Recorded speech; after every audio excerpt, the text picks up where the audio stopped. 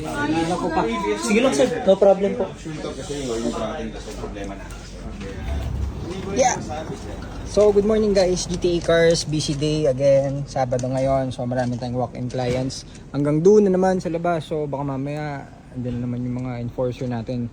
Towing tayo.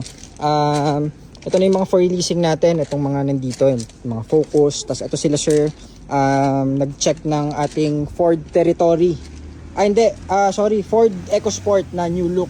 Andun sa kabilang garahe, so magpapareserve na sila. Ang napili nilang kulay ay color blue na 2019 na new look. So ano yun, top of the line, sunroof and push start. So ayun, so nagpa-reserve na sila and meron tayong mga walk-in PMS, itong mga EcoSport natin and Fiesta. Tapos ayun, so medyo marami tayong clients today. Ito yung bagong kuha nating Tucson. And pa-prep na rin natin to. May mga releasing tayo mamaya, yung Territory nandun sa kabila, tsaka yung Ford Fiesta na silver. Ayan, so medyo marami tayong ganap today, so update lang namin. At yan, good morning GTA Cars, mamaya ulit.